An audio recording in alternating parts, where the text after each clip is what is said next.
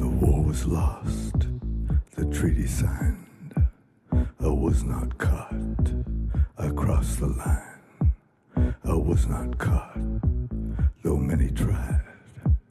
I'll live among you, well disguised. I had to leave my life behind. I dug some graves you'll never find. When I think about J.J. Abrams, what would it be like if he directed a True Detective episode? I think it'd be awesome.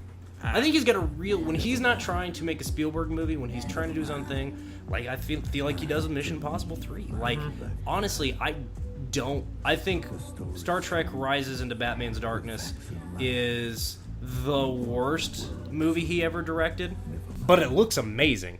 I think it looks great. So, I think, if Abrams directed, and I think if really anybody that's directed a Mission Impossible movie, directed an episode of True Detective, would look great. Even John Woo? Even John Woo. John Woo's got an eye. You're saying Russ Cole's going to do a backflip out the side of his car with his mustache? Bro, don't even. That gets me so excited. And then he's going to shoot the guy, and then say a Russ Coleism? Oh my god, yes. That bullet always had your name written on it.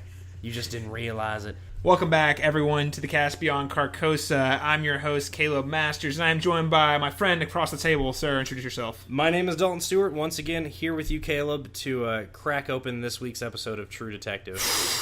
Crack this puppy open. I think it cracked itself open, man. I feel like we're just scrambling the eggs right now. Yeah, it did everything. Oh, man, it's laid things out. Dude. This episode. Holy shit. Okay. This was all season. This was it's a pity it took to episode 7. We were like, holy crap. Seriously, I mean, what was the last episode you and I were excited about? Like, really excited about? It was episode 3. Yeah. So at 4, 5, and 6, we went 3 episodes with you and me being like, these episodes with you like trying to defend it and me giving up on it. Boom. Episode 7. We're both back. We're both back. Hardcore, man. Holy shit. This episode, top to bottom, and I watched this twice. Every scene, I was like, God, this scene is so good. Some pretty cheesy dialogue aside, this scene's so good. I take that back. We were both pretty excited about last week's episode. We liked last week's episode quite a bit. I liked episode 5. You not so much. I didn't really care for episode 5. You were a bit more positive on 6 than I was, but we still you are. But we both came to the conclusion very open. We were like, yeah, this is not as good as True Detective season 1, and it's probably not going to be in the end. But that's okay. That's okay. This episode is on par with some of the best season 1 stuff. True Detective season 2 episode 7 is probably better than True Detective season 1 episode 7. It is. Because those last 2 episodes of True Detective season 1 are okay. Right. They're okay. Can we compare to the 6 episodes of This Masterwork? is like retroactive here, right? So last season, this one got off to a slow start, and season 1 did too. But about 4 or 5 is when it really hit its stride, right? Well, I mean, this is where you and I are in different camps because I was sold from the get-go. Well, fair enough. I was sold from you can't smoke in here, and McConaughey going, huh? And pointing at a cigarette, and then getting the big hug mug passed to him. Yeah, I was sold. I love little I love little shit like that. Well, I didn't dislike the first season, but it took me a while to be like, yeah, True Detective. You're like that. You're a little bit more reserved when you approach something new. I usually go... I'm reserved once I'm in, but I'm reserved, but I also want to give it the benefit of the doubt. So I will not just quit on a show after 1 or 2 episodes. And I think that's the difference between you and me is you will give it the benefit of the doubt. I will give no benefits of the doubt, but I will sign up wholeheartedly very quickly. But I'll also abandon it if it fucks with me. Yeah, we're totally opposite. See, I'm like slow approach. I'm like, I'm not sure if I'm gonna invest in this. Let me give it 3 or 4 episodes, and if I'm in, I'm in. Like, I will fight tooth and nail. I want to believe it's the best show ever. I've done it with some bad shows. Yeah, I've done it with some. Name 2. Name 2 bad shows you did it for. Well, oh god, I can't do that. I don't want to sell myself out because I still defend these shows openly. All right. Okay. So Supernatural, which FYI, I still maintain, as far as network TV goes, is actually a really great show, a fun show, very much in the vein of the X-Files with horror movies. Hey man, I'll go to bat for Arrow in a big way, so don't feel bad. Okay. So we can agree on that. But that after season 5 of Supernatural, there's no defense. No show should go longer than 9 seasons. No, honestly, most shows probably shouldn't go longer than 7 seasons. Smallville. Okay. God, I love things about. I still to this day, I love things about Smallville. I don't know if I can be on the show with you anymore. but that's a show. Like, you have to sit through so much shit, but you're like, I don't care. The awesome moments make it so worth it. Because every once in a while, you're just like, there's scenes where I was like, as a fan of Superman, growing up reading the comics and watching the cartoons, like, I got chills. I was like, oh my god, this is amazing. Here's the thing. Bad show. That show was probably not good though. Here's the thing about a lot of those shows from that era of the CW, and I can't believe Supernatural's still on. That's a miracle. They take the like really soapy, melodramatic moments of Buffy the Vampire Slayer that work because they're very emotionally true to well-written, well-grounded characters, and then get them completely wrong. And I don't think Supernatural does. And I think, no, Supernatural's a different animal. I think Arrow still does that to some extent. Yeah. But anyway, we're talking about True Detective, damn it. Superman, True Detective. Okay, on page. So yes, there are shows. Once I'm whole soul in, I will defend it tooth and nail. But this week's episode, I don't think it needs defending. I think it stands on its own. Black Maps and Motel Rooms, the one we're about to discuss right here, right now, for WeGotThisCovered.com. Thanks, WeGotThisCovered.com. WeGotThisCovered.com. They've got it covered. Especially True Detective Season 2. I would argue top 5 episodes of this year on TV. Top 5. Man, I might. Yeah, I don't know. There's some good. Because as much as Game of Thrones had a couple really big standouts, but overall I wasn't as hot on this season as I was last season. Again, I mean, Mad Men's last 7 episodes, every single one of them was so good. Yeah, I would go top 15. Top 15. Yeah. And a year that had the last season of Mad Men on there, that I think that's a fair point. I'm also behind on Hannibal, which bears mentioning too. I haven't watched Hannibal season 3 yet either. I'm on season 2. I'm a little bit lacking in my pop culture consumption this year. I am too. Does that mean I'm growing up? Top 3 episodes of True Detective. Man, I would put in the top 5 episodes of True Detective. Yeah. I would, honestly, it would probably be, slot 5 would probably be a tie between this and episode 3 of this year, for me. The top 4 would all be season 1 episodes. Would probably be the first 4 episodes of season 1. For me, the 4 and 5 of season 1 are the ones that really blew my socks off. Season 3, 4, episode 3, 4, and 5 are all... Again, it's been a fight this entire podcast, Caleb, for us to not rant about season 1. Honestly, I think we should go back and do retroactively review season 1. I think so too. It's worth reviewing because I've watched that show in the year and a half since it aired. I watched it once when it was airing, and I watched it twice since it aired. That's how much I like it. Yeah, I think it's that good. I don't see myself rewatching season 2. That said, I might go back and cherry pick a couple of episodes from season 2 I really like. I think that's worth it. Yeah, absolutely. And if this episode is any indication, I'm super excited to see where we end next week. But let's go ahead. We've ranted a lot about how this stacks up with this year in television. Let's go ahead and get into our we love it, I guess, listeners, all you need to know. So let's really get heavily into our discussion of this week's episode, Black Maps and Motel Rooms. We've been in a secret war here the last 6 months. What are you planning, Frank? It was bad in there. What did you do? Why did you get with me, Paul? I'm just trying to be a good man. There's no way they'll let us go. We need an exit strategy. Stay safe and stay alive.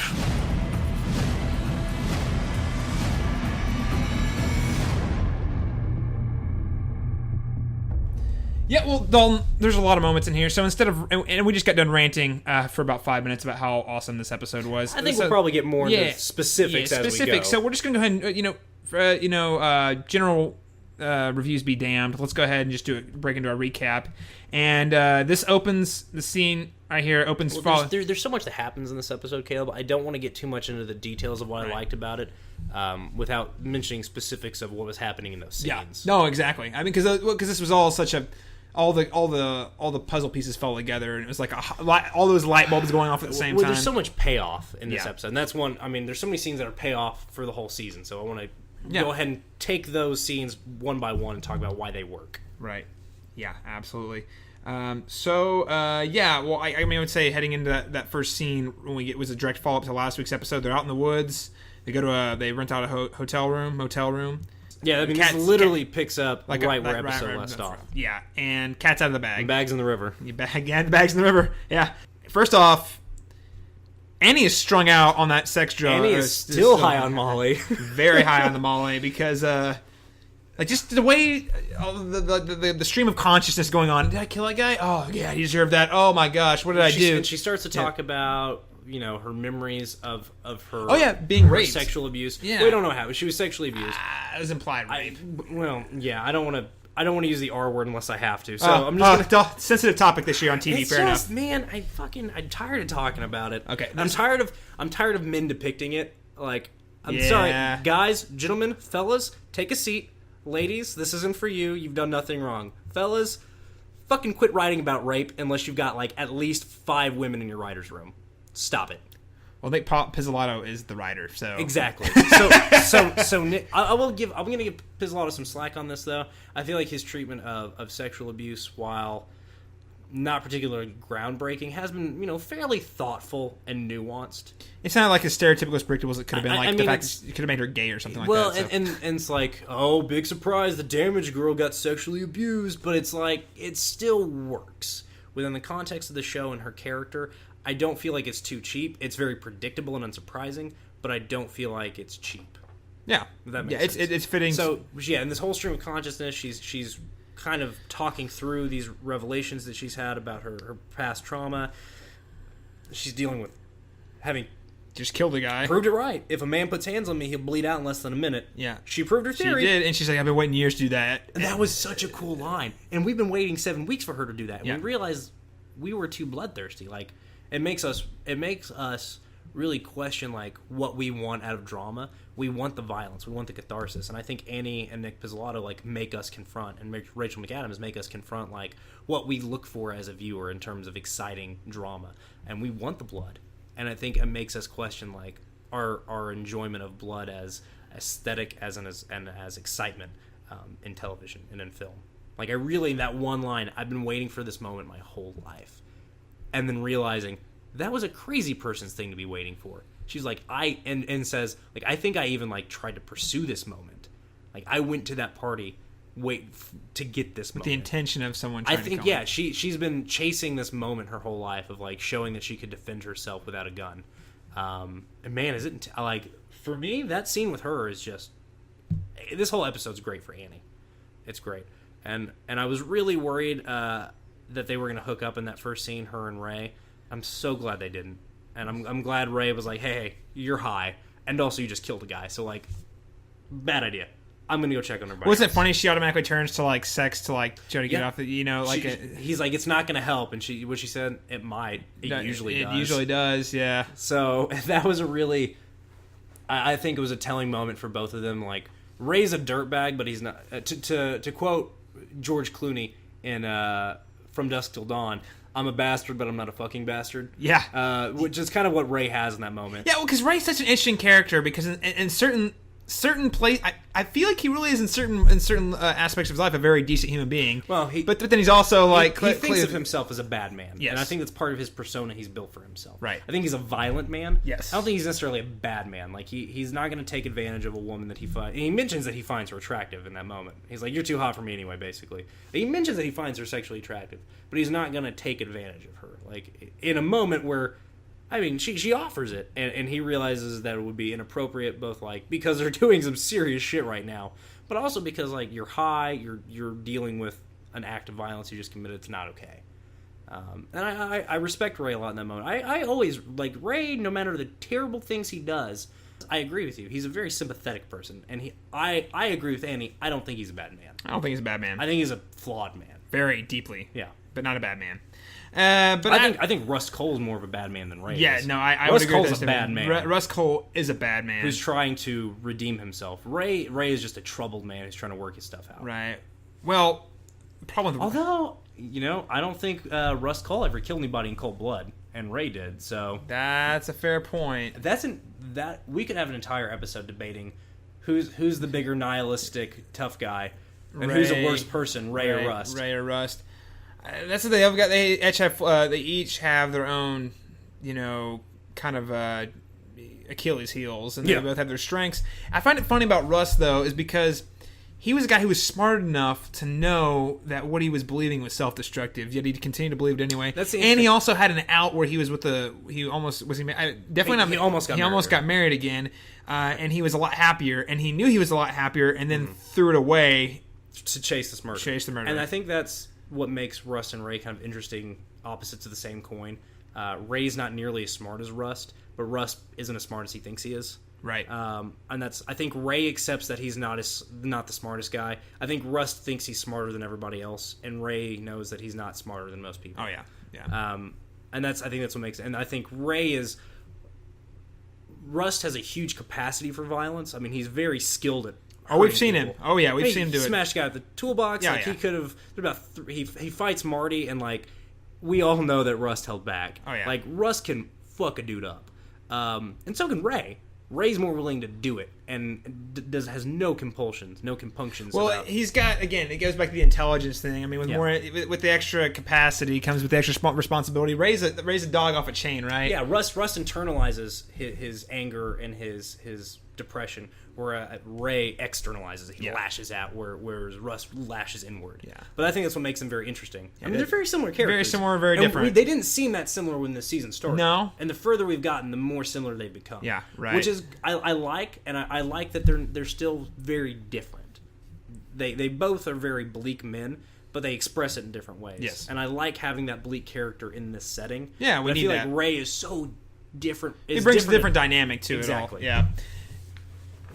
And brings more flavor to the show. You know, I don't think any of these other characters have an analog in the previous season, really. It's comparable. I mean, you can't really kind of compare Annie to Marty, and and Paul to Marty. No, I mean, Ray's the only one with an analog, and it's Rust. Right. I think maybe Frank might be an analog to Marty in some ways, but not really. Even really. that's a stretch. I think after Ray shuts down Annie, he's like, let's go handle business. Let's business. So they pull up the case file that Paul had stolen, and they find all the names that we were pretty sure were involved. Literally every character related to Vinci. I had to Google 3 names plus True Detective to like get pictures of that guy. Yeah. Well, Uprox. I don't know if I sent you that link. Uprox did a very nice breakdown of this is who this character is. This is who this character is. We didn't know Burris's name last episode. No. We kept calling him the skinny white police lieutenant, guy. Who I was right. We'll get there. Yeah. And then we got. I love being right, Caleb. I fucking love being right. Stop his ego. More than being right, I like it when you're wrong and I'm right,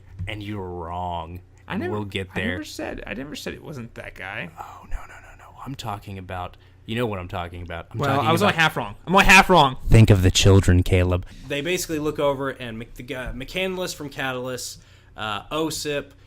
Tony Chisani, all their names are on these land deals. Masuka was on there as well. Yeah, well, he was there. Was he on the land deal? Yeah, I think so. I couldn't remember, but the 3 that come up the most. Well, yes, Burris, Chisani, and the Catalyst gen. Well, the guys that are actually on the deal, the land transaction, are Tony Chisani, OSIP, and McCandless from Catalyst. Yeah, but no, we talk about Burris and the Diamonds later on. Yes, there was a lot of characters. But yeah, like every minor character comes up this episode. Even though you know their name. The ones that were in like one scene. Yeah. So, yes. We get to throw around and they're starting to connect the dots. That holy crap, we're getting in over our head. I mean, I should say this is not the point where they're oh crap, we're in over our head, but they realize what they're up against to some extent right here, right? And then they split up, you know, as typical, because they realize, hey, they know they know we're onto them. We're in danger. That would mean our families are in danger. Yeah. So, and Annie has to lay low. She has to lay totally low. Because at this she's the only person who's confirmed at the party. Yeah. So she has to lay low. Paul has to go get his family in hiding. And Ray's like, I'm going to go tell Davis what happened. Really what he's doing is going to talk to Frank and then Davis. Right. Yeah, exactly. But basically everybody splits up to take care of their own, put their house in order, essentially. Right. So now Paul, of course, again, moves his wife and his mother into a motel, and the only thought I had was, good God, his poor wife is stuck with his shitty mom. Really. I'll tell you what, though, I would not have minded more of, as much as I've dogged on the subplots with his mother and his girlfriend, I wouldn't have minded a little bit more interaction from the two of them, because I liked the scenes we got, the one scene of the two of them that we got, where she like finds Splinter of the Grass on TV. I really liked that scene because it was kind of interesting. Well, it definitely fits with the overall movement of the episode. The arc of the episode. Yeah, for sure. Oh, jeez. Oh. Yeah. Oh boy. Now Paul, after he drops them off, he's the only one that's allowed back in police buildings. Yes, exactly. Because technically he's not tied to this. Again, none of them are technically tied to the investigation. So he's theoretically clean. Well, Ray can't get in the building, and we'll talk about that in a second. Well, he's not a police officer anyway. Well, exactly. He can't get in the building because he's not a police officer. Annie, Paul finds out, Annie's laying low due to potential blowback, finds out there was blowback. She's got a warrant out for her arrest. Well, it's APB. Right. All points bulletin wanted in the questioning in the death of a security guard. She doesn't actually have a warrant out for her arrest. Right. If I remember correctly. Definitely an APB. Ray does, and we'll get there. Ray has a warrant for his arrest, right? And we'll get there. Right. So now what Paul's doing is he's checking up on the Diamond case. Now this is where we draw more of the connected dots. Following from that case of the Diamonds, after Paul interviewed I think it was the former owner, right, of the jewelry store. He interviewed him last time, and he started looking up names. Right. And I honestly, dude, I'm going to be honest with you, I don't know how he got the information he got. Well, he just started looking. He was trying to cross anyone related to Vinci with that case. Gotcha. So that's where and then of course, he finds out that Burris, that's the skinny white cop. Who presumably is the same skinny white cop that I think Irina, who was Amaria's. Amaria was the Mexican pimp, and I think Irina was her name, and she was his girlfriend / prostitute. She was the one that said a white cop gave me the diamonds, or the watch. I don't think she gave him. She didn't get the diamonds from him. No, it was the watch. She gave me the watch. Presumably Burris is that same skinny white cop, especially after what we learned that one, he was involved with the diamonds, then the chief of police Holloway was involved with the diamonds. So here's how it breaks down. Burris and Dixon, that is Harvey Bullock, as we call him, who got offed in the head. Teague Dixon, who got shot in episode 4. Both of them were the officers on the case. Yeah. And then who did they report to? Holloway. And who was responsible for all accounting stuff at Vinci PD at the time, or LAPD at the time? Casper. So the 4 of these guys are in it together, and then the diamonds go missing at that point in time. So that puts and then of course seems that, well, I guess we won't get that information until later. But he pulls all this information and learns that these guys were all had a history together before moving into Vinci at the same time. Exactly. Now, we get more into that when he goes back to the cabin to talk to everybody. Right. Yeah. Exactly. And I guess we'll pick up on that thread in a little bit. Right. So then you have Annie, who talks to the missing girl, because Annie is, like you said, laying low. Yeah, the missing girl finally comes to. And when she sobers up, guess what? She wasn't missing. Yeah, no, she wasn't missing. She was perfectly fine being a prostitute. Being a prostitute. She just ran away. Yeah. But we get some very interesting information that I think we already suspected. It wasn't Casper that was trying to blackmail people. It turns out it was Tasha. Now, we don't know if Casper was involved in the blackmail yet or not, if he was a player. But Tasha, who we already knew was Casper's favorite girl, it was her who took the photos that we've seen already. Right. And she, we learned, was the one that was probably murdered in that shack because she got caught with the camera. Yes, she was the one who got caught with the camera. And Vera tells us all of this as she comes to. Right. There's so much information in this episode. It was almost overload. It's almost an overload. I'll tell you what, it doesn't feel as overwhelming as in episode 5. Was it 4 or 5? There was a huge info dump. And to me, this was a little bit less. Despite the fact I had to Google some names, I felt like this episode was a little bit less overwhelming. Yeah, no, I agree with that. Well, the whole pacing just moved a lot faster, which I think made it a little easier to swallow. Yeah. Now, outside of that, you find out she's not actually missing. Tasha, the girl we had referenced a few episodes back. It's been a few episodes since we heard that name, but that was Casper's favorite girl. Yeah, which we already knew that. Right. The one he presented as his girlfriend. Right. She was the one who took all these blackmail photos, and she's the one that died in the shack, presumably. Right. And apparently taken out by Tony Giussani's boys. Yeah. Yeah. Which is interesting because he was the one we thought wanted the political blackmailing. So yeah, we thought he might be involved in the blackmailing. It turns out not. He wants the favors. Right. He doesn't want to have to outright blackmail these guys. He wants to ask them for favors, and for them, my theory anyway, is that he wants to be able to ask these guys for favors, and then they owe him because he has this private information about them. Right. Begrudgingly sent back to be with her sister, at least at this point in time. I don't. I'm curious if this is going to go anywhere later. Yeah, I wonder too, because it was a pretty big deal. She could go. Theoretically, she could go back and just tell these guys where Annie's at, right? I'm just saying, it seems like a weird plot thread to leave hanging, but she definitely made it very. It was made very evident she didn't want to go. So why make her like? Well, and Annie basically says, if you go to these guys, Annie covers her ass by saying, if you go to these guys, I'll tell them you talked to a cop. And you're dead. You're dead. That's true. And she's like, you wouldn't do that. Annie's like, bet me. Bet me that I wouldn't do it. So I think Annie's got this girl in her back pocket for right now. We don't. It's gonna go somewhere. It's I'm coming. Sure. It's coming somewhere in next week's finale. For sure. Yeah, Yes, dude. So, and then after that, after getting that, and oh, by the way, random True Detectivism of the week. Everything is fucked. Everything is yes. Yeah. Everything. You're just like, okay. Yeah. Deep philosophical thought there. Kind of boiled down into 3 words. I'm glad. All you want to do with your life is fucking. Everything is fucking. That's what it was. Everything's fucking. You're just like everything is fucking, which is kind of like that supposed from True Detective or not from House of Cards, that supposed Oscar Wilde quote: "Everything's about sex. Everything's about sex except for sex. Sex is about power."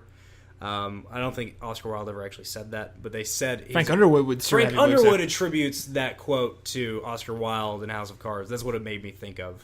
Yeah, for sure. Now, after Annie moves on beyond that, she gets with her sister and her father, and insists they skip town. Now, she has a scene with her sister, briefly, which was... she gets a scene with her dad first. Her dad first? Yeah, she gets a scene with her dad so first, which is really... It was good. It makes you feel for David Morris as her father. It did. I mean, like, it's clear that he didn't make the best dad. He wasn't... He realizes, like, as soon as she brings that up, you can see, like, this whole hippie thing is not a facade. I think he really believes it. But you see for the first time, and we've only had, like, this is like the 3rd or 4th scene we've had with him. You see that he does question whether or not it's the right way to live his life. And I think he does question whether or not it was the right way to raise his children. Right. Because he sees how negatively this event impacted Annie, and he just basically says, I didn't want to be my dad. Which I think is something a lot of baby boomers can relate to. I mean, the baby boomers, you got to remember, are coming out of, being raised by the greatest generation. The people responsible for the anti-war movement, for civil rights, for free love, for the hippies, for the 70s, were raised by people who, grew up in the Great Depression, who fought in World War II, who grew up in a time of near total war. People with a lot of, alcohol problems and unmedicated and undiagnosed post-traumatic stress disorder. A time when people didn't talk about their problems. And I'm this is just... I can relate to this because my father is an older baby boomer who was raised by a World War II combat veteran. Oh yeah, and has a lot of these same issues. It talks about my father was so strict, and that's what Annie's dad says was my father was so strict, and I didn't want to be him. And he realizes that by not being strict enough, he let his daughter be in danger. And seeing him cry and the two of them hug, it's a really powerful moment. I think Annie lets herself forgive her dad for what happened to her, because I think she holds him responsible, and I think in that moment she forgives him. Also, she knows that her life is in danger, so I think she's a little bit more willing to reconcile with people. Yeah, I think so. She's a lot more vulnerable right now, and I thought it was a touching scene. Well, you mentioned this, Caleb, in our notes.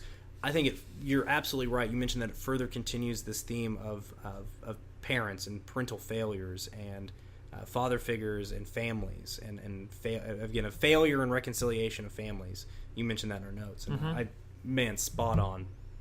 It's been a huge underlying theme this season. The ideas that failed parenting, and unfortunately, people like Paul did not get that. Mm-hmm. Ray has that in his own way by reconciling that. I turned into my dad. I'm not too crazy about it. He's like, I don't want to be my dad. I don't want to be my dad. And Annie's, and again, she's realizing that her dad had good, well intention, that he never, intended for her to be in that kind of danger. Mm-hmm. And I think the one thing, and you also, Caleb, talked about a loss of innocence. And I think that's something that all 4 of our characters have in common. Oh, yeah. Frank with his father, Annie with... Well, yeah, Frank with his dad. Ray with his dad. Paul, I think, his loss of innocence... I feel like Ray, at least the type of catalyst moment for him was killing that guy, which again, obviously, I'm not saying I have problems for, but the way the show is written, that's really the one where he lost it. Yeah, you're right, actually. It was Frank... Did it imply to you that Frank murdered his dad? It was left ambiguous. I think it was kind of implied. We need to go back and watch that scene again. I wouldn't be surprised, though. But anyway, with Frank with his family upbringing and his mother starving to death in this basement, being eaten by rats, which again implied, not stated outright. Right. Ray murdering this man that he thought raped his wife. Paul with being involved in this shady stuff in Afghanistan. Right. I think Afghanistan is where they said he was. Right. And potentially with abuse from his mother, and then Annie with the abuse she suffered at the commune. So all 4 of them have a huge life, as Frank said last episode, moments in your life where there's before and there's after. And again, it brings that scene with Annie and her dad works so well because, one, the scene feels emotionally true, but because it brings back these themes of again, themes you brought up that I'm not sure I would have thought of if you hadn't pointed out. These themes of, losses of innocence and these themes of family failures. Which are two things that have been huge through lines in this season. Well, and then we can get more on the theme. I think there's a lot more to talk about on the theme of loss of innocence and how this episode and the season really is kind of reconciling that later. I mean, in the episode, there was a scene I teared up, and it really is still sitting with me. It really is. We'll talk about that when we get there. Not only did she reconcile with her father, which again I thought was a very touching and appropriate moment, and her sister, who was kind of pissed at her after last episode. And this episode too. She's still like, God, I'm going to school, but she's like, hey, we forgot a moment. You're right. Annie does meet with her sister a little bit before she meets with her dad, and she says, "You and Dad need to get out of town." And that's where she's like, "Well, I'm going to school. I'm getting my life together," and she's like, "For your own safety." Yeah, because the moment she gets with her before she meets with her dad is a little bit bigger than the one that comes later, because she says there's this moment between the two of them where Athena asks Annie, "Did you go all the way into the party?"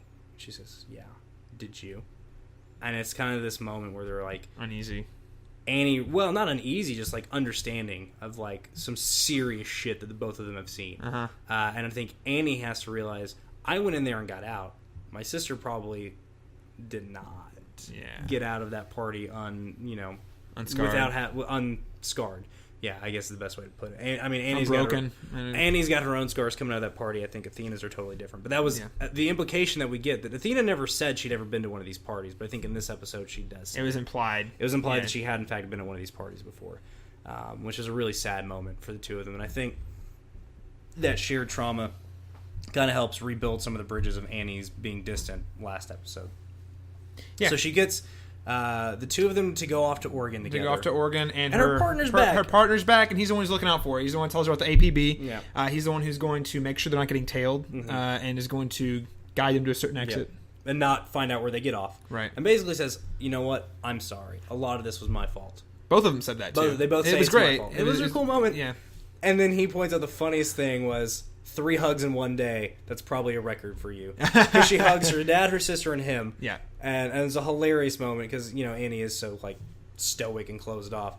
That she really does open up to the 3 of them in this scene, which I thought was really cool for her as a character. Yeah, no, I agree. It was good. This was good. A lot of... I felt like if Annie... I think she's probably going to end up winding up... well, I don't know. Out of all the characters of a main cast that are still left, I feel like she's got the she's probably the safest in theory. Now, that said... I want to say, if she had to go out, though, I would feel pretty good about it. Because the way all her relationships kind of closed off here, I was like... I maintain that she is the safest of the 4 characters. Yes. After tonight's episode, she's a little less safe because of how... I think they're all a little bit less safe. I think she's less safe because of how much closure she got. Yeah. Which makes her a little less safe. But we'll get into that. Right. Now, so her family takes off, and then we do check in with Ray. He doesn't have a lot by himself this week. This was a very interconnected episode. Right, but less Ray, more Annie, more Paul. Yeah, but basically the only thing Ray does by himself is he talks to Frank briefly and fills Frank in on everything that they've learned. Right. And things Frank already suspected. What he does inform Frank of is that Osip and Blake are working together. Osip are both working together on it. Now, we've already known that, but Ray didn't know who Osip was. He says, "Yeah, this guy I've seen. Some guy named his name is Osip." Osip, yeah. And Frank's like, "Oh yeah, I know who that is." He's Israeli, Russian Israeli. But he's like, "Yeah, I know who he is." So Ray fills him in, and then goes to fill in Davis in a scene that is about 5 seconds long and is absolutely amazing. Yeah, that was an amazing scene. Like the whole way it was like he drives in there, you see what's about to go on, and then you see and just we before see it before we see what he does, and there's a music cue. Yeah, the music cue here. Like and he's like, "Hey, you're not gonna believe it! Holy shit!" And he just like jumps out of the car, bolts. Yeah, oh yeah, he's out in a second. And as soon as he gets back to the cabin, we find out he has worn out for his arrest because they got into his house, stole one of his guns, and used it to kill Davis. Yep, tying him to the crime. Yep. So yeah. Man, that the sucks. only person who knew about their investigation. The only person who was the linchpin is dead, so they are totally on their own. Yeah, they're tied to any kind of official capacity is dead. Yes, which kind of puts these guys. They're out on their own in the same box that Marty and Rust were last season. And that in the last 2 episodes, they're out in the wild on their own. Yeah. No one's there to save them. No one's there to help them. There's not even a person they could theoretically go to. I mean. Heck, later in the episode, Annie mentions CNN. I mean, we can go to the feds or we can go to the news. Right. basically, And- are our options. And we don't have enough to go to the feds yet. Right, exactly. And with CNN, it would take a long. They would still be dead meat. Like just Yeah. because the story gets out, there doesn't mean they're safe by any means. No. Now, what that could do is if it wouldn't happen fast enough, but what it could do is drive enough interest to get the feds on the case, And they would be safer. And once still the would Fed, be- well, I feel like once the feds step in, they're probably okay. But well, They've got feds working in California, man. yeah, So, that's true. I mean, they're safer. Safer. Yeah, that's a good point. Now, that's about all we got with Ray on his own. But then we pick up with Frank, who, man, Frank there was so much good in this episode, but Vince Vaughn, holy crap, guys, MVP all the way. I mean, this is why he signed up for this character. Oh my God, it was this episode. This episode right here. Holy shit. Every cylinder, every scene he my was in, he was freaking Scarface. This is between this episode and last episode. I'm like, okay, I like Frank. Yeah. I hated his character for about 2 episodes. Oh yeah, and I'm back. There were times, I'm in. despite being an optimist earlier this season, I was like, I'm trying really hard to want. No, that monologue with the water drops. Yeah, really. it was pretty bad. This was great stuff. This is I don't know if it's because Vince Vaughn's grown into the comfort of the character, or if this is just the scenes he wanted to play. Like, but it's because he gets to do some badass stuff. Yeah. He also gets to have like some really intense, like everything. And I as somebody who loves action movies and particularly like fight scenes, I talk a lot about the rule of cool versus things that actually work within story and character confines. And what I think works about, yes, Frank's doing a lot of badass stuff this episode, but the reason that it's interesting is because the emotional stakes for him are very high. Oh yeah, You know what is at stake, and you know what he has to lose. Everything. His life, the life of his wife, everything. Everything he's built his entire career on. So he sits Blake down after learning that Blake's with OSIP. Well, I want to point out first. Okay. Just one exchange. We already talked a little about how Ray filled in on the details. Okay, that was a great scene. But right before that, just I want to touch on it because I thought it was a nice little exchange. His wife comes in and says, how much can, if we just go ahead and liquidify everything, how much we can get? $200K, maybe $3. She's like, let's do it. Let's get out. And he's like, see me managing a fucking Applebee's. she's like, I worked there once. They give you shift meals.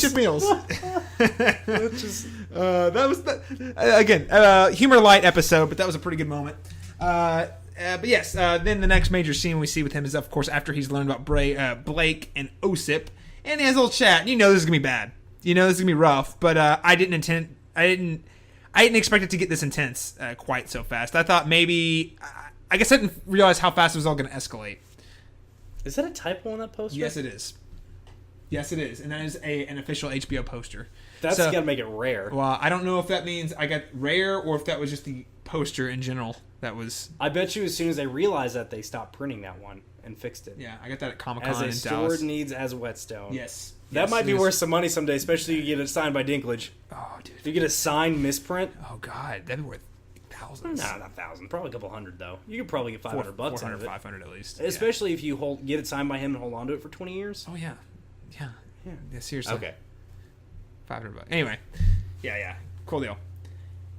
I didn't expect it to escalate this fast. Man, things really escalated quickly. Yeah. I mean, they really got out of hand fast. Like really, he's like, let's pour a drink here. Well, let's talk. Let's just talk. And he calls him out. He's like, listen. And Blake's like, I don't know what you're talking about.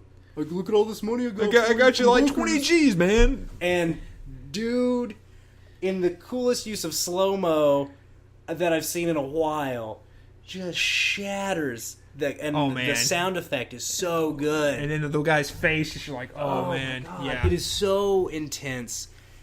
And they cut away. They do. They don't let us know what's going on. They cut back to Ray. I thought he might have died right there for a second. They don't let us know what's happening right away. Right. And then we come back to it.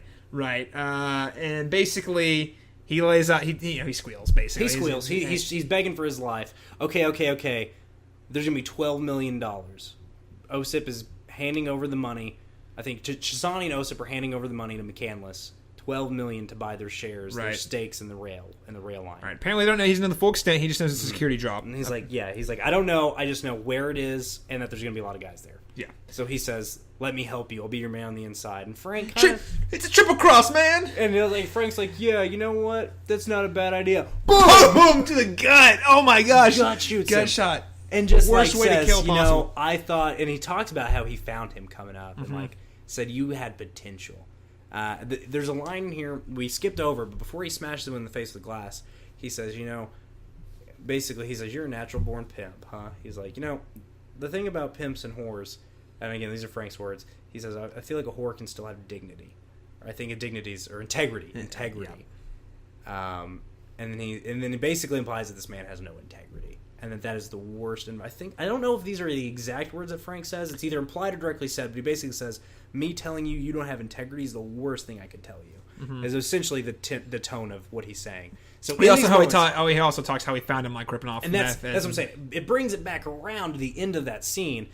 He says, I thought your lack of integrity showed promise, like I could mold you. And then he's like, in this moment I'm realizing, no, you were always a piece of shit with no integrity. Mm-hmm. I'm going to watch you bleed to death on my carpet. Well, and there was so many... And now you're shitting your pants on my carpet. Yeah, exactly. Yeah, now, there's a few other lines. I mean, there's so much good in this scene. I don't want to miss anything. But first off, he implies that Casper was always intending to screw him out of the deal. Which we talked about earlier this season being a possibility. And Blake reveals that was what happened. That was what was going to happen. He was going to get squeezed out of the deal anyway. And then one of my favorite line, just as far as like totally full on Scarface gangster. Mm. I want you to look me in the eyes. As he's lifting his head up, I see the lights go out. You're just like, oh my gosh! Well, and then we find out. Right. We find out Frank knew all along who put Ray on the guy he actually killed, and it was Blake. It was Blake. And he says, why did you do it? And he said, he's some meth head who gave me shit. I wanted to impress you. And that just goes to show this guy has no integrity. Right. But it's all about power plays. It's all about moving up. And Frank, for his desire to move up and out, has integrity. Because he's going to he wants to feel like he can keep a promise to Ray. Yeah. Despite the fact that he's a criminal. He's like, hey, I've got my own code. Frank lies. Frank murders. But Frank's a man of his word. And this is a classic gangster trope. Is this idea of this, honor among thieves, being a man of your word, like having some moral code in this world of violence and lies. Because without that, we're all just psychopaths. And that's that's something that goes all the way back to The Godfather.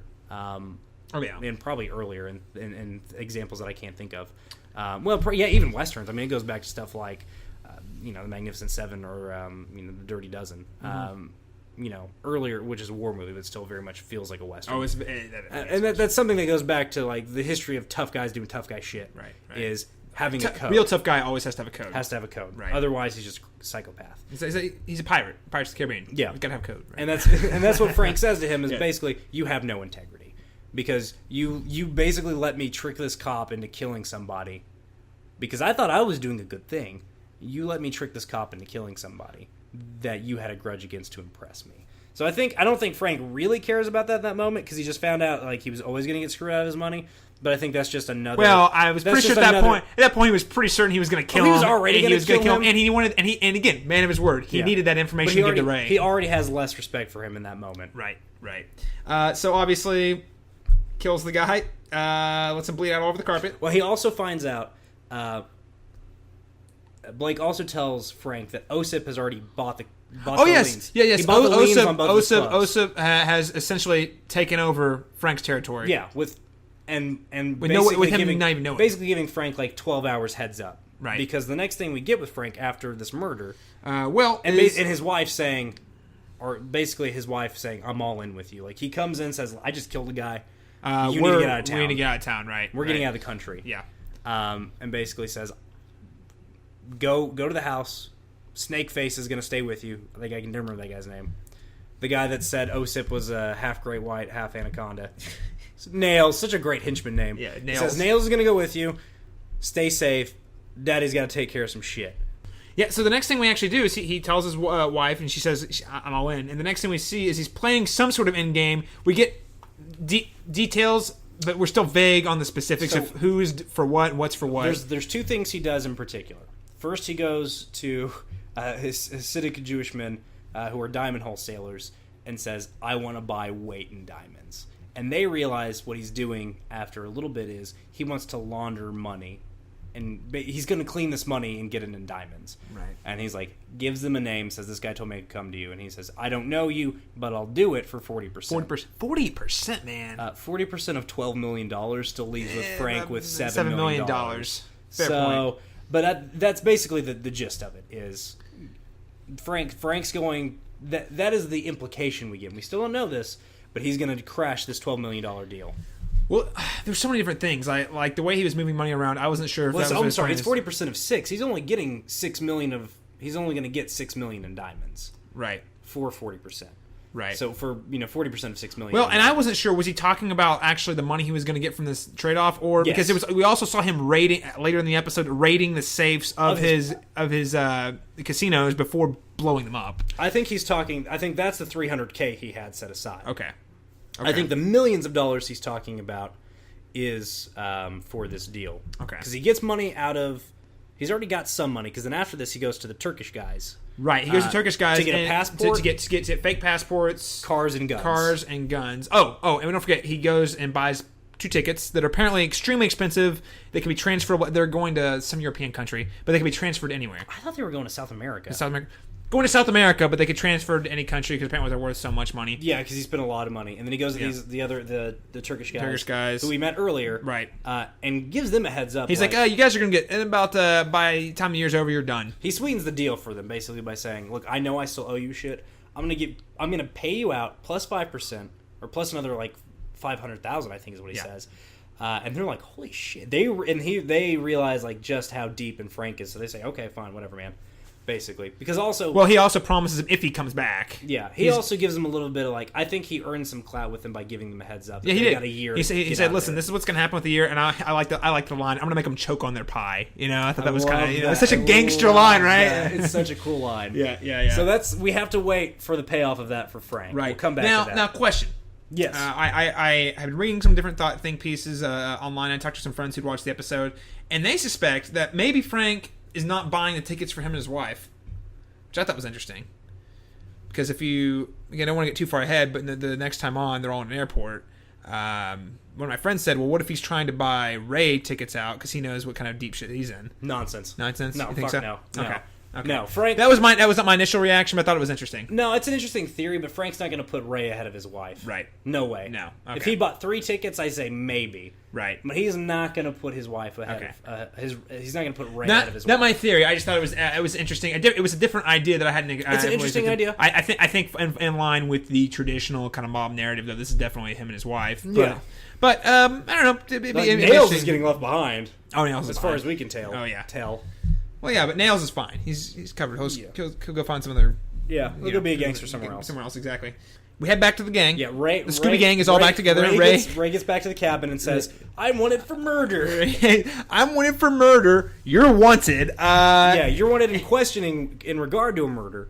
And oh, hey, guess what, guys? We're essentially screwed. Like, we have no one to turn to whatsoever. And we've already talked about this. Yeah. They basically did come down on. This is where she brings up CNN. They're like, it's the feds or CNN, but we've got to get more. I think she's the only one who's convinced they can still resolve this case. I think I think Ray is, and Paul even too. He's like, yeah, just get out of town. Definitely Ray. Let's get out of town. Ray brings up the possibility of running. And I think Annie and Paul remind him that running will not make them safe. Like, the only way to be safe is to crack this open, is to expose all of this. Yeah.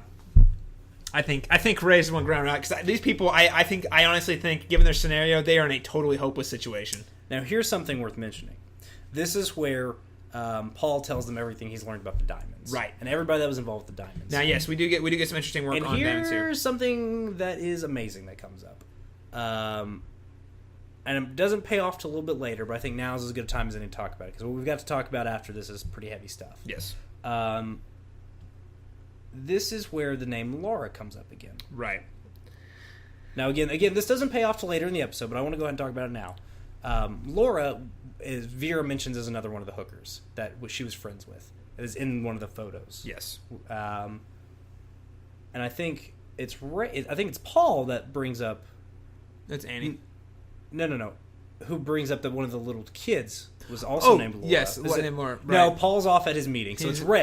Ray that brings it up. Is Laura, and then Annie says, "Oh wait, Laura. Let's see." Basically, they draw the connection that the little girl named Laura, attaches her to a prostitute who is also doubling as someone else. Okay, so the thing. Sorry, I got ahead of myself. They realize in this moment that Laura looks a lot like Casper's secretary, who they questioned way back. For like first episode back. Like first and or second episode. second episode back. She shows up at the movie studio. And she also shows up at the movie studio in the second episode randomly. Yeah. Which, this is another one of those characters, guys, if we're going to give one complaint to this season, it's that way too many characters that get like no screen time that have like... That are becoming super important. Yes, exactly. Like, I almost didn't know who they were talking about. It took me a while to remember. I didn't have to look it up. I had to look it up. I was like, okay, I remember them interviewing her way back. So they bring up that girl kind of looks like her, and Paul, gives them all the information about the diamonds. And this is about the time that Paul gets yet another. Paul's gotten text messages earlier in this. Right. This and episode. he got another one episode of pictures of him and Miguel. Miguel. And he gets another text that basically says, City Records, alone, midnight. Right. And this is the point where he's like, guys, I gotta go. It's time to go to bed. He's the only one that actually has free range to be out in the city. Right. So he says, I gotta go.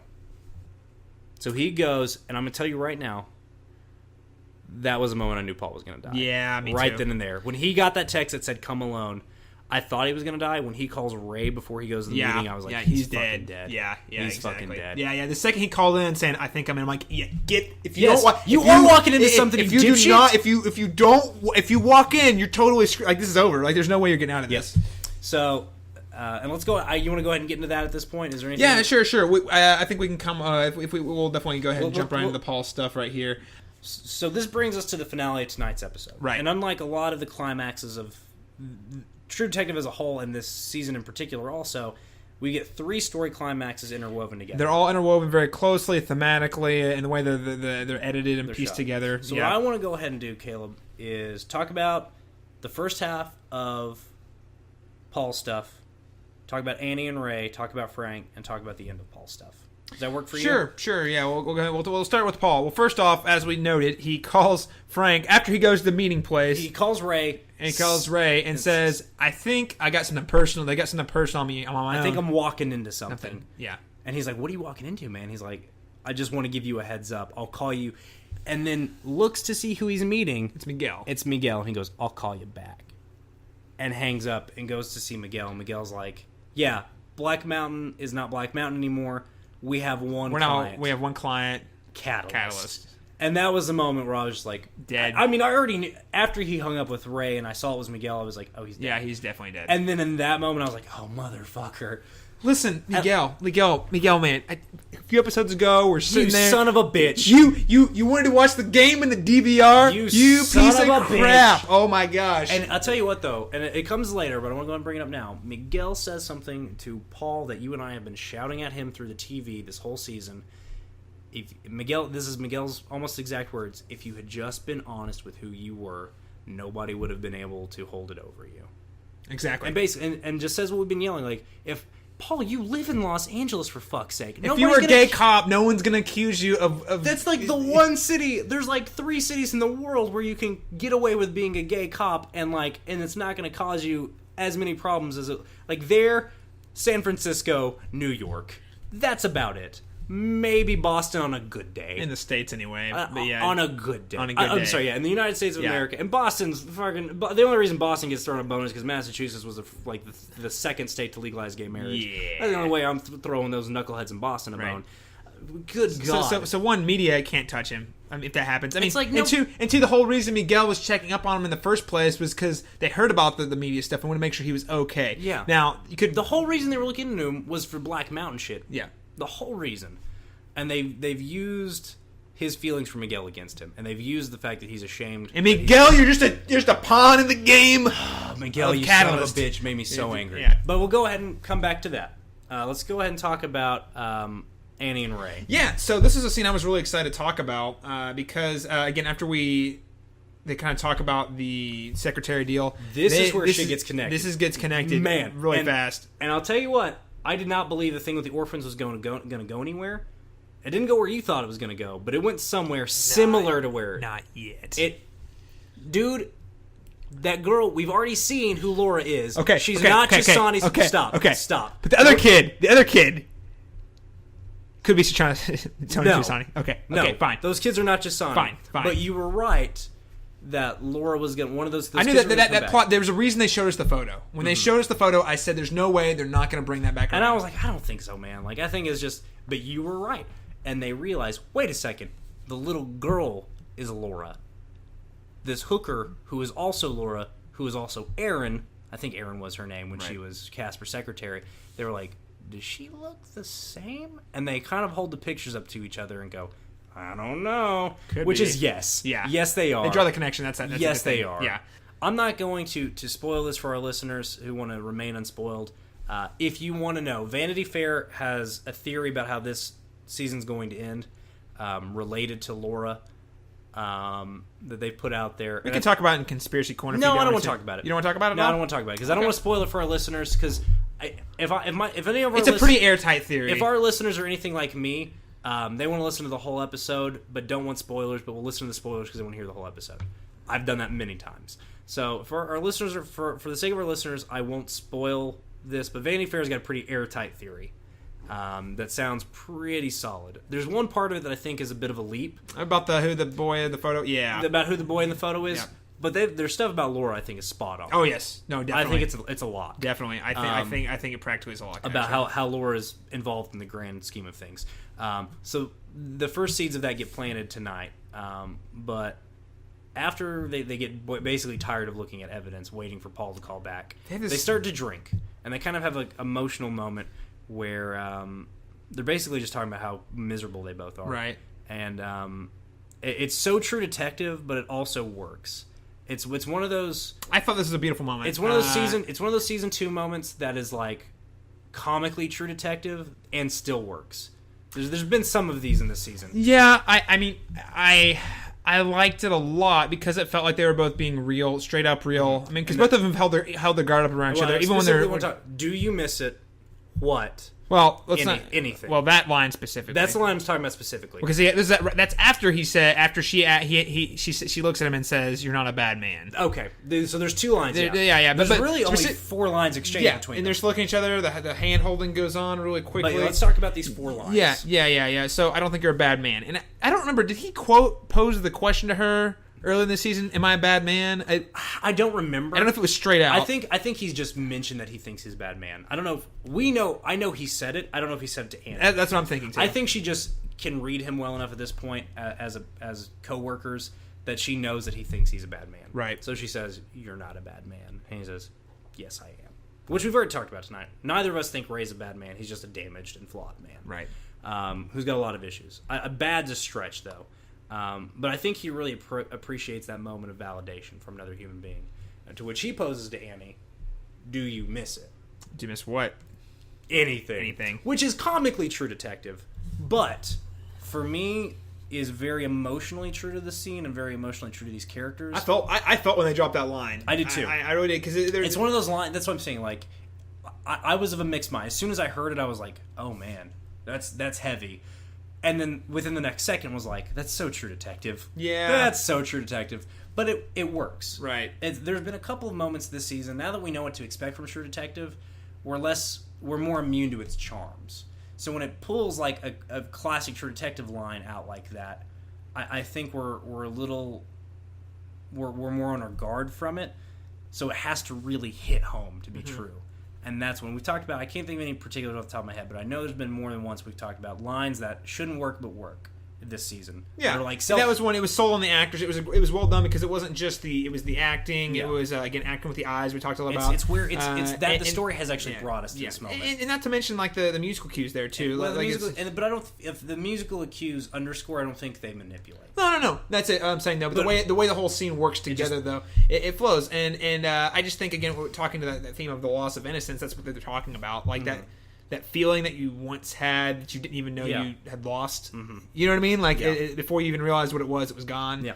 And that's what I'm saying. It feels earned. It doesn't feel like silly, and it feels like these two characters have earned this moment. And what comes next, which is they have sex. Yeah. And it's really lovely. And like, if you had told me in episode 1 that these two were gonna hook up, I'd been like, oh no way. And well, even 2 episodes ago when they met in the bar, and we kind of we talked about we wouldn't like I said that wouldn't work. We wouldn't like it. We straight out said we would not like that. That happened. Exactly. Tell you what, I liked it. They made it work. They made it work. They did. They made it flow. It felt It felt honest. Earned, honest. And I don't think these two are like, these two aren't in love. No. But they're sad. They're sad people. They're sad people in the same place, in the same context, at the same time. And it's very similar to the context of when she comes on him at the beginning of the episode. The only difference is that there's a real connection there. She's not in a drug-induced state. They have sex together because they're both depressed and but she's not high. She's kind of worked through things. This feels more true emotionally. And again, not that there's anything wrong if they had sex. He's not taking advantage of her. She's not just using him to make herself feel better. They're using each other to feel better. Right. And I think that's the difference. Yeah, big difference. And it works. It worked for me. Two episodes ago, we were like, bullshit. Nope. This episode, wouldn't buy it. But no, for sure. So let's go ahead to Frank's one-man warpath. Oh my gosh. Okay. Did you ever see the episode of Archer, the Rampage episode? Yes. Where he has cancer? Yes. That's what this reminded me of. That was so great. That's exactly what happens, though. Yeah, Frank's Rampage. Frank's Rampage. Well, he walks in the bar, first off, and Mayor Shoshani's there talking about the great Shoshani Empire. How they're the next Kennedys. Yeah, ridiculous, right? What's really cool is he tells Mayor Shoshani what Tony's been up to. Oh, yeah. He's like, here's what your kid's been doing. Is we've been working behind your back, stacking the deal with these other people. What, the hookers, yeah. Yeah, he says he's running hookers. He's trying to grease himself up to take your spot. And he goes, because he's like, fuck off, Ray. Because he's like, fuck off, Frank, basically.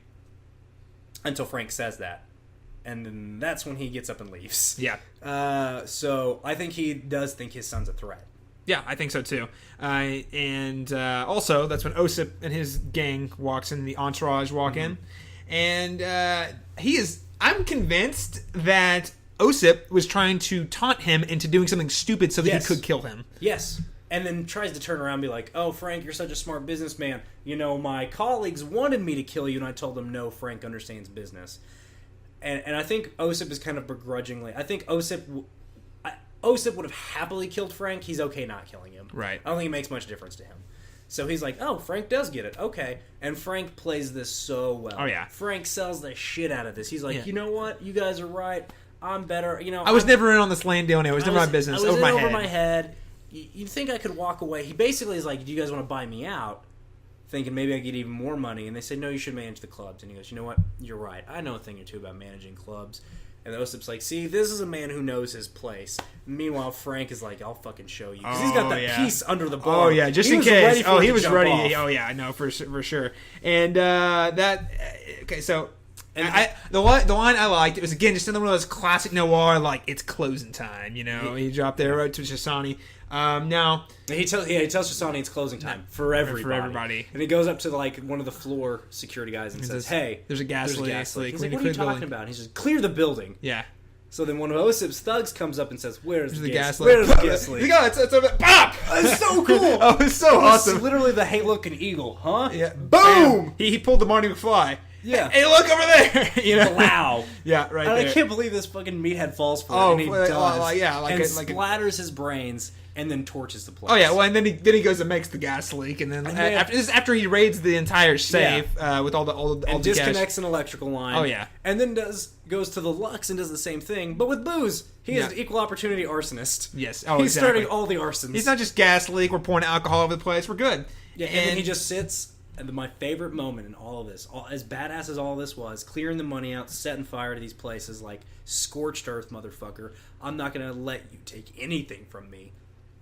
He sits on top of the building, has a drink, and watches the burn to the ground. Yeah. Which is so cool. That was great. And that's the end of Frank for this episode. Yeah, that's the end of the episode. Well, there's one thing that happens at the end of the episode that we decided to come back to. Oh, yes. Okay, so Paul is brought underground by Miguel, and... Turns out there's this whole squad of... I forget what Black Mountain's recalled. Where they were rebranding themselves. Black Mountain. Which is clearly an allusion to Blackwater, the real private military corporation. Exactly. That did a bunch of shady stuff in Iraq and Afghanistan. Yeah. And who is there to meet him? Chief Holloway of Vinci PD. Exactly. Who says, you've been asking questions about me. Well, I'm here. Let's talk. Yep. And basically he says, you're going to cave right here or we're going to kill you. Doesn't say that, but that's what's implied. So, did you ever think... for a second Paul was going to turn on Annie and Ray? No. I didn't either. No. I thought it was a ploy. I didn't think he was going to make his move right then and there. No, I thought he was going to go a little further with the ploy before he did exactly what he did. But he did it. He didn't think about the long game. He went out. And man, was that whole shootout cat and mouse thing was It awesome. was terrifterrifying because I was convinced so tense. because Well, we knew he was he was gonna die. And exactly. it's a little. I'll tell you this. It is a little reminiscent. AV Club has a thing on their website they do called DVR Club, where they talk about like one of the big TV shows of the night. And one of the guy that co-hosts it said, "Get your Game of Thrones out of my True Detectives," and that you know what. This is a bit of a Game of Thrones moment. It kind of reminds me of, spoiler alert for season 5 of Game of Thrones. Spoilers once again. What happens to Barristan? Where Yeah. it seems like he's going to make it and then doesn't make it. And that's kind of what happens in this moment, where we get this super intense scene where we're like, oh my god, Paul's not going to make it. And then he does make it through sheer badassery and cunning, and to bring back a line of Ray's, that kid was a warrior god out there, I think is what he calls him. Yeah, warrior god. Was what he calls him when referring to this shootout in season 4. And this is so well shot. I mean, it's tense. It is exciting. And you're waiting for someone else to come right around the corner Yeah. at any point. Yeah. And he fucking gets it done. He kills Miguel without flinching. Without flinching. Well, then after killing him, he looks back and he's Well, like, he doesn't kill Miguel. He uses Miguel as a human shield. Well, and Miguel gets yeah. popped in the head. And then he looks at Miguel with like a real sadness. And I think it's, one, you betrayed me, and two, I didn't really want to kill you because you were my friend, you asshole. Why couldn't we just go back and watch the DVR, man? Really wish he had just killed Holloway, but as far as I know, Holloway's still alive. Well, he's the way Paul beat him up. He's got a concussion. He's got a concussion or two. But yes, he took a page out of the Ray playbook. Yeah, for sure. But yeah, he's out, and then gets out. And I even said the second he walked out, that door was there, it was covered up. I was like, he's gonna walk out. I knew the second with the way when he opened the door, I expected him to walk into a hail of gunfire. Right. And I was like, oh my god, is he going to get... Nope, there's Burris. Right there. And that's the thing is, like, Dixon's come up and he's dead. Casper's come up and he's dead. Holloway came up and he showed up. Both of the Chisanis have been mentioned, but we only saw Daddy. Where's Burris? Basically, everybody that's been mentioned showed up this episode. I was like, where's Burris? And there he was, guarding the back door, and that was it. And there is this isn't like when Ray died. I want to point this out. No, this is very clear. He gets shot in the back head. of the head. Yeah, he's dead. done. And they even do the good old like, oh, he's gonna pull a hero moment when he's crawling towards the gun. Nah. And I'll tell you what, man, Taylor Kitsch sells this moment. Yeah, he does. When he's like, no, like the way he's defiant to the end. He's like, not like this, and that's it. And man, holy crap! I'm sad. I was real sad. I'm sad. I said last week. I thought Paul was. We really thought Paul was safe. I thought Ray and Frank were more likely to die than Paul. Yeah. And they still might be likely to die. I think they're very likely to die. Yes, but I did not expect Paul to go like this. I didn't either. I'll be honest. I expected him to be on. But the I don't safe feel route. cheated by the show. No. This isn't cheap death. It was meaningful and impactful, and it was his weaknesses coming back to bite him, and he caved. Like whereas some of these other characters have kind of risen to the occasion to a certain extent, or learned how to deal with them. He caved. Like they had black over him, he showed up. It's something we talked about with him all season. Was his refusal to buck back against societal pressures of societal definitions of what masculinity is. And again, this brings back this thing that this season has talked about so much.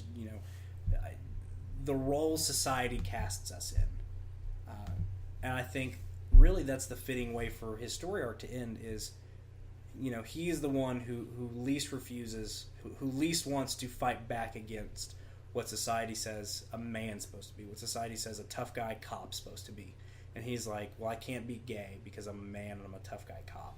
And that's what gets him killed. And what got him killed was these expectations that society has pushed on him. Because worst case scenario, he could have not shown up, gone and caved to his wife about what the pictures were about. Well, his fiance. His fiance. It would have been heartbreaking, but it'd been better than him dead. I'm gay. Like, but I don't. He wouldn't have. I don't think Paul thought of himself as gay. No. I mean, he never came out of the closet to himself. Right.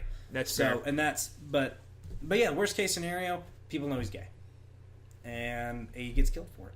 Yeah. Yep. And I'm curious to see how Ray and Annie are going to find out, because we know they will Somehow. But we get a 90-minute. That's it. That's the end of this episode. We got one left. That was in. One left. One super long episode. 90 minutes. 90 minutes. So before we get into that, let's talk real quick. Let's take a trip over to a very sad conspiracy corner.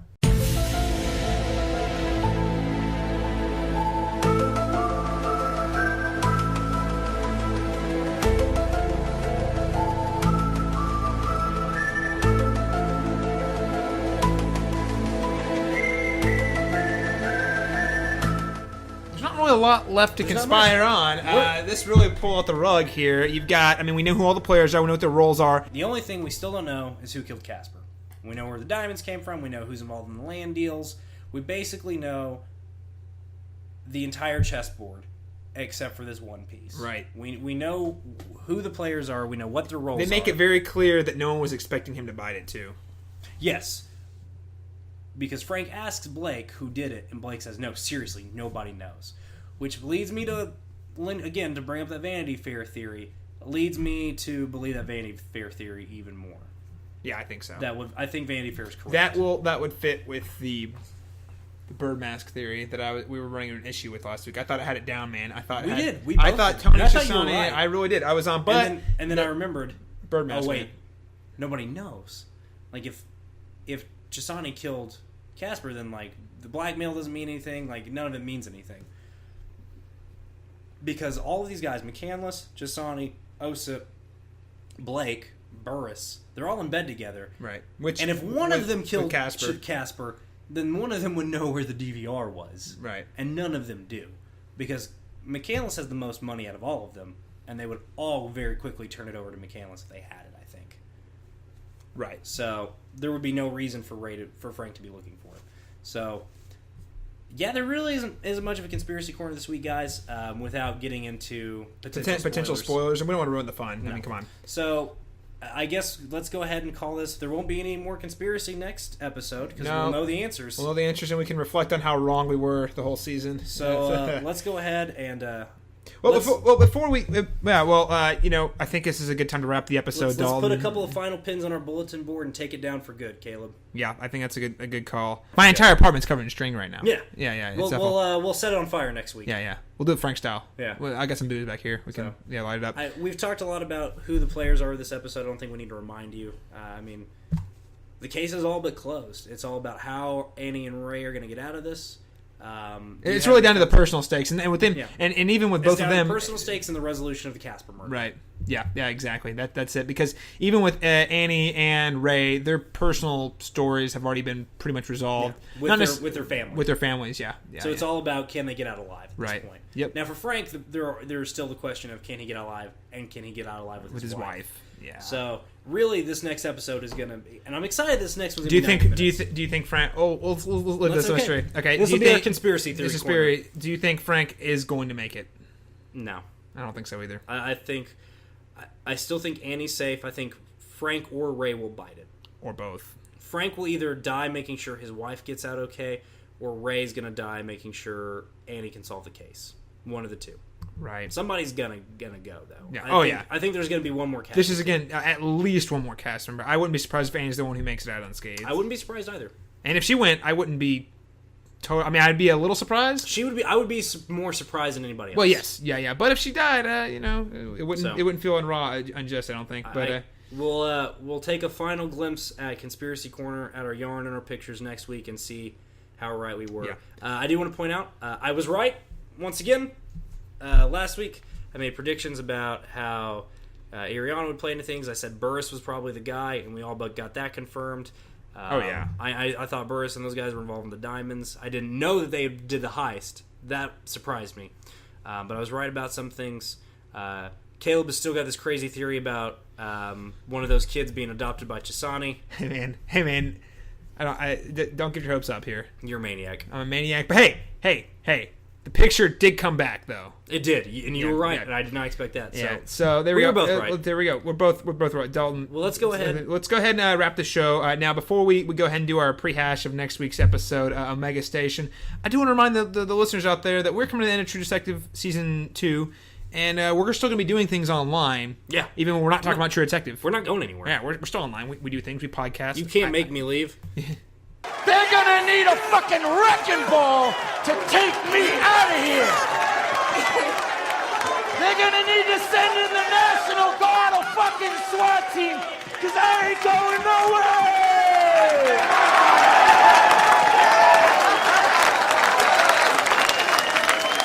Fuck them. We're gonna be on the internet. We're gonna be podcasting, writing, doing other things.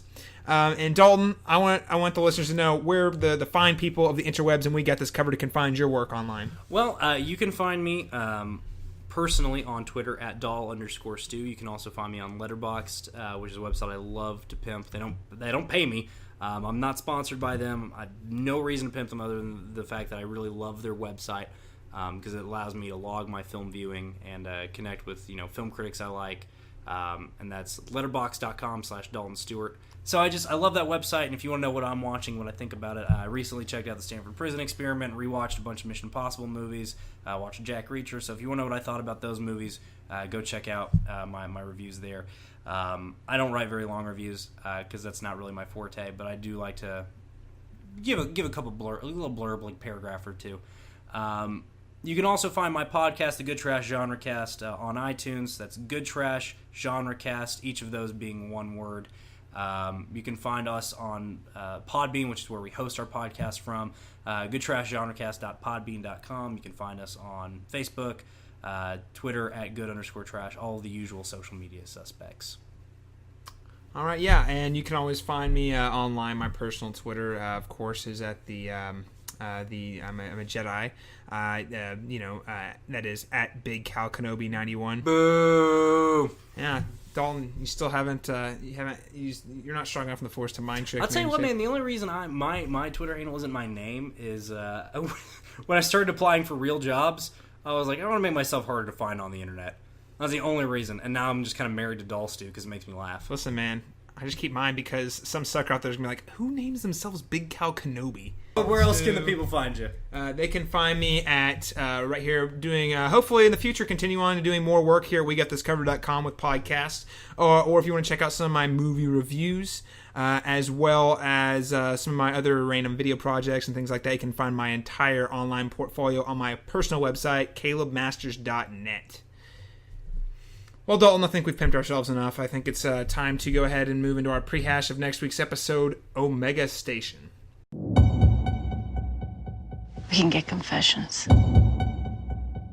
I've heard enough confessions today. Call it what you want. Revenge. Justice. Maybe that means something.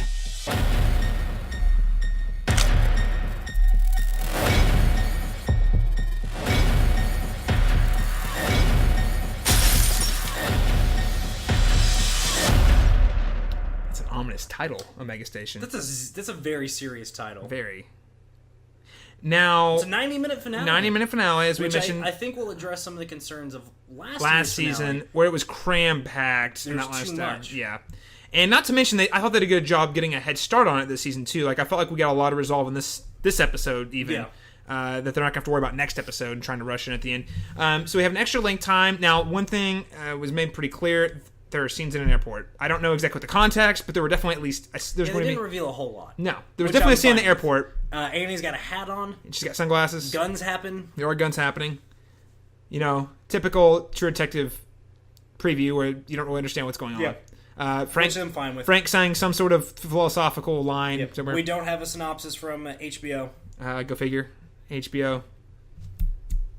Yeah, so not a lot to say other than that. Yeah, this is the end game, and this is gonna be the last we see. For all intents and purposes, it's gonna be the last we see of these characters. Yeah, this is it. This is the end of True Detective season 2. So no more Frank Ray, Antigone, or Paul. Well, Paul's already gone, but yeah, and it's sad. I've really enjoyed talking about these characters, Pizzolatto is by trade a novelist, and his shows feel very much like a novel series and like a novel to series. their detriment sometimes. Yes, and I was actually just having this discussion last night, since we're not going to do a lot of prehashing last night. Yeah, there's been this we talked about earlier this season how this has been a pretty heavily criticized show, and basically at the TCAs, that's Television Critics Association, where they're doing what's called I believe the upfronts, where they're doing a preview of all the next year's stuff. HBO had one where they did the panel. And I believe it was Pizzolatto who says you're watching it wrong. Oh, fuck you, Nick. And said you can't judge it based on episode per episode.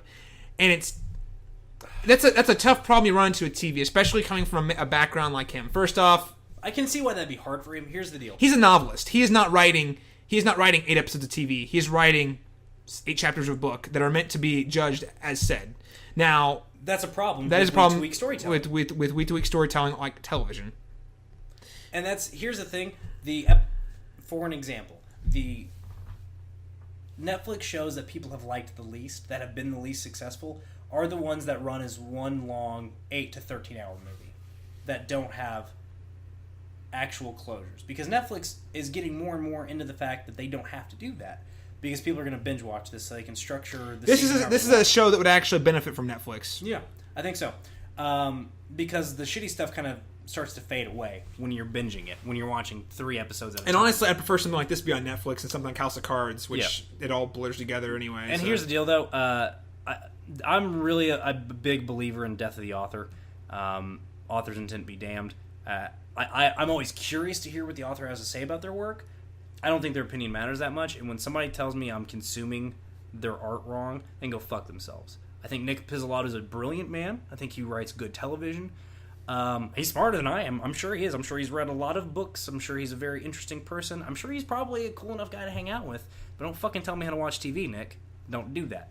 Even if it's your own show. Even if it is your own show. I believe that very strongly. Once you put it out into the world, it belongs to the world. I agree with your sentiment, but I understand where he's coming from, though. Because, I do understand where he's coming from. Because there's a nicer and less confrontational way for him to have worded that. Yes, yeah. And that's right. This all comes back to him being in love with himself. Right. There's a little bit of that. But again, I'll also say, though, in his defense, though, there are a lot of times when we get so, and especially in internet culture, we're just out to find pitchforks for, like, this is a show where I was like, this show, while it wasn't as good season 1 or the season was still pretty good. Like, everyone was talking about how it was awful. I'm like, no, it's fine. And that's what I'm trying to get at. Is, sure listen, people, wait, check it out when the season's done. If you still think it's bad, I mean, that's fine. And I'm sure that's who that sentiment is directed at.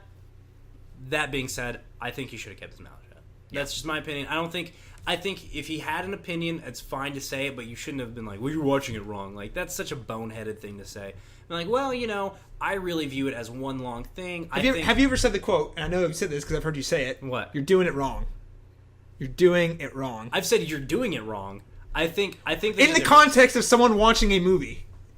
No, I have not. You have. Have I? Yes, you've told Dustin that on the Good Trash Genre Cast before. I'm trying to remember the specific context, but it was a movie that was loopy and stupid. But you know what? Yeah. I didn't make that movie. It's okay for me to say that. I can tell other people that they're watching something wrong. If you made it, you can't tell them how to watch it.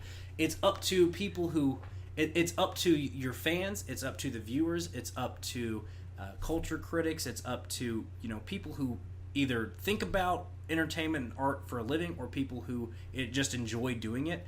It's up to those people to have that discussion amongst themselves. You can't come down from your mighty throne and say, this is what it means, because you're invalidating everyone else's conversation. You're taking that... I don't think he was trying to tell them what it means. I think he was trying to tell them that they were being a little harsh on the judgment. And I think people were. Yeah. I just don't think that was... I think that's... It wasn't the smartest way to phrase that comment, nor... definitely a little bit antagonizing. At the upfronts, did they say anything about True Detective Season 3? Yeah.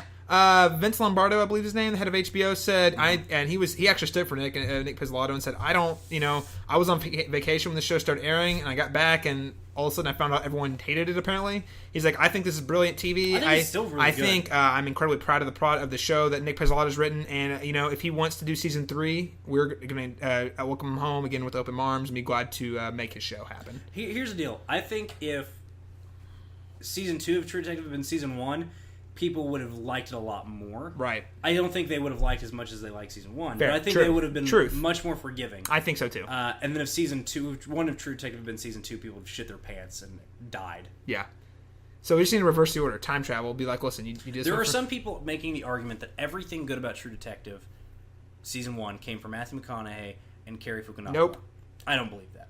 And that everything bad came from Nick Pizzolatto. No. Absolutely not. That's stupid. I think it was a huge collaboration between the Corey, Nick, Cary, McConaughey, Harrelson. and Harrelson. I would say people leave out Harrelson. He gets underrated, man. He was great in that show. He's great as an actor, and he's still credited as an executive producer on the show, which doesn't always mean a whole lot for TV. They asked his opinion on this one scene one time. Yeah, EP. But they've talked a lot about how the 4 of them crafted that show together. And now, I think Pizzolatto lost something with Fukunaga? Yes. I think he lost somebody who would tell him no, who would battle with him. And I think Pizzolatto is so married to his own vision of what he wants the show to be, he doesn't want somebody that's going to butt heads with him. And I think he lost something good there. I think you need, when you're a very strong personality, like I get the sense Pizzolatto is. I think he needs somebody to be like, well, I think he needs somebody to say, should we consider it this way? Hey, listen. Because Cary Fukunaga was much more involved in True Detective Season 1 than most TV directors are in a given Every episode of the show. Yeah. Every Russ Cole needs a Marty to tell him they're full of crap, okay? Exactly. And that's where brilliance comes from. Exactly. Collaboration. Exactly. And that's the beautiful thing about TV and movies. And I think Pizzolatto's lost that a little bit. Yeah, a little bit. But I'm a defender of Season 2. I've told people who've been like, man, I don't really know if I want to watch it. I've told people to listen. I've defended this show. So I feel like if anybody is entitled to tell Nick Pizzolatto and tell me how to watch TV, it's me who actually really likes Season 2. Right. Now, I know I've kind of taken it to task on this podcast. It's not without criticism, though. Yeah. But I like it overall. I like it a lot. I just love Season 1. Yeah, that's a fair statement. I'd actually But I'll tell you agree with what, that sentiment. I loved Episode 7. I did love episode Black 7. Maps and Hotel Rooms. Motel Rooms.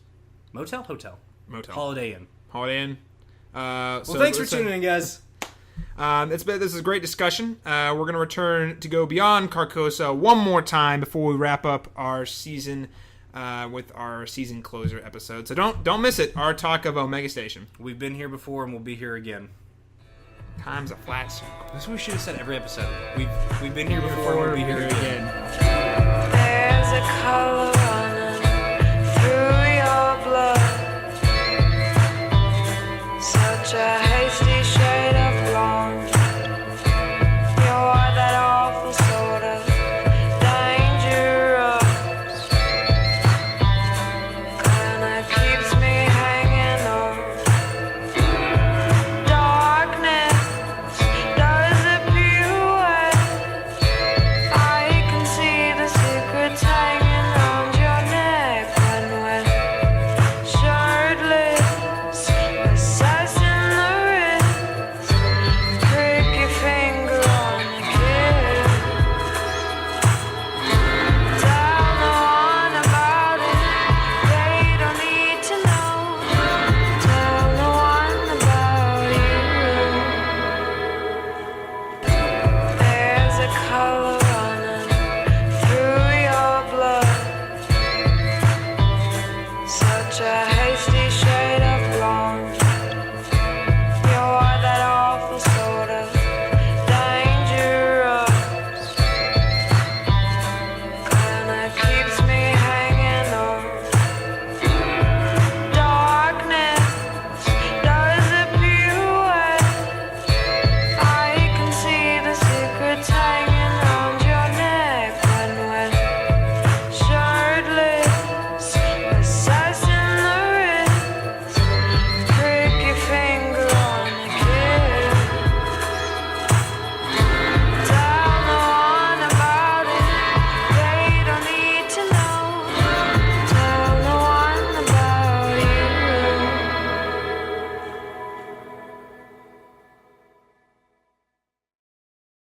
Yeah, I'm just thinking here. I think back to what he did with Fringe. That was a show I really loved. I think it's a super underrated sci-fi show, very niche. But people can early on understandable comparison to the X-Files. Totally not the X-Files, especially the further you get into that rabbit hole of that show. And he delivered a really great because he's directed the pilot and really set the tone for what that. Well, kind of what he did with Lost. Yeah, exactly. And with Lost too, that was, especially at the time, was a groundbreaking pilot. Yeah. Whether you end up liking the show or not, like it was just really spectacular. So it'd be Well, cool. it brought the serialization that HBO had been doing with The Sopranos and The Wire and Oz. It brought that to network television, which then allowed it to go to basic cable. Right. I mean, whether or not you like Lost, you've got to admit that it is a seminal moment in the last 20 years of television. It's huge. Yeah. It's fucking huge. I tell you that I didn't give the X-Files enough credit because I think the X-Files was huge in getting serialized stories on TV. Right. It was more... But the way Lost worked, Buffy though, also. But the way Lost worked, that show came out. It merged with the beginnings of internet culture with TV. 2004. That was when boards were coming out. I think X-Files and Buffy did that too, because we're talking like 99 into 2000. Those were when those shows were in their heyday, and that's when people who, nerds like ourselves, who are a generation ahead of us, right? Like Gen Xers and like older millennials, were big fans of X-Files and Buffy. And there were fan There were websites, definitely fan and message websites. boards. I mean, there are fan websites for Buffy Still going from on. 1999 that still that you can go find and haven't been updated since 03. Right. When the show got It still canceled. exists. It still exists. Yeah. But I agree. Lost came out at a time when the internet had become a mainstream thing. Right. Well, it hit the widespread to the masses a lot more than I think Yeah. Buffy or X-Files. No. Because those were, people... And also internet streaming was a thing, so it was a serialized show. You could have, I missed it. Well, I can go to abc.com and catch up on it, and this is the TiVo age. It's inner DVR territory, so Right. now it's easier to stay caught up with the serialized show. Because before that, it was only hardcore fans like us. and Buffy and X-Files are still have a lot of standalone episodes. Oh, yes. They're 22 episode seasons that have a lot of standalone episodes, and they have episodes that you can miss and still get the gist of it. So I just wanted to give them their due credit. Yeah, and no, bringing absolutely. Serialization, because those shows predate The Sopranos. Oh, yeah. X-Files by a year, Buffy by 2 years. I am still never going to get over the fact that people actually watched Twin Peaks. Yeah, That's a real groundbreaker. In hindsight, well, that's even almost any creator of a serialized TV show will say, well, yeah, I mean, the creators of Lost, Damon Lindelof, Colin Cuse said, yeah, Twin Peaks. Twin Peaks, J.J. Abrams, yeah, that was a show that we're like, whoa, you can do this on TV. 1990. How did that, Well, show, there was no internet. The only way, but You it had had a TV guide. But exactly. So you had to record it on a VHS to rewatch, because it had all the same type of stuff you get in these other shows with Easter eggs and all that stuff. Yeah. But you had to see every episode. That show, man, and that's why I think I don't know if that revival's still happening, because I think David Lynch dropped out. He dropped out, came back. I don't know if it's still on. Yeah. That's, I mean, I think if Twin Peaks had, David Lynch had decided to make Twin Peaks, and right after he did Mulholland Drive, I think that show would have lasted 6 seasons. Oh yeah. If he had done it late 90s, early 2000s, huge hit probably. Mm-hmm. But without Twin Peaks, we don't have X-Files, we don't have Buffy, we don't have Lost. We probably don't have some of the HBO shows, which are, Oz and The Sopranos, obviously genre-wise, are totally different. I mean, those are the forebears of True Detective. True Detective. Whereas these other shows are kind of forebears of, these, science fiction, as opposed to these other things where these gritty crime dramas. I still think it all goes back to Twin Peaks. Twin Peaks because is it laid the serialized formula. It's a crime drama that's also kind of weird and surreal, and that's why I think it's the granddaddy of all of these. Right. And HBO, of course, later in the 90s caught on with Oz, which that was Yes, for them. Oz. For them, that was the forerunner to The Sopranos. People and forget about Oz. yeah, because Oz is 98, I think. Yes. It's 97, 98 is when it started. A lot of great actors on Oz, too, if you go back and look at their resume. Motherfucking so many good actors. Yeah. My man, J. Jonah Jameson. My man, Professor Fletcher. My man, Juno's dad. You know him. You love him. My man, J.K. Simmons, who I love. J.K. Simmons? He plays a sociopathic neo-Nazi rapist on Oz. Whoa. Yeah. Whoa. I didn't watch the whole show. Apparently I missed a really great subplot there. Yeah, he's in the first season. Whoa. Yeah, I've never watched Oz. I just know that because I know his career. I need to go back and watch that. But there's as well. a lot of great actors on Oz, and I don't think he gets enough credit for being responsible. For launching HBO as a place for original programming, and for helping remind people, because without Oz, there probably isn't The Sopranos, and The Sopranos, we probably don't get half the TV shows we've mentioned already, like True Detective. Well, ladies and gentlemen, that was a great rundown in the history of serialized TV. Man, that was me and Caleb talking that accidentally turned into a really good introduction. Yeah. Just tune in next week when we go to the predecessor of Twin Peaks, which is silent film, and we're going to do an analysis of the silent film era. We're going to work our way all the way from Trip to the Moon to La Jetée, to 12 Monkeys, and then we're going to continue this train of Hold thought. on, I'm not done. To Moonlighting, to Die Hard, to True Detective. True Detective. All the way back to cave paintings.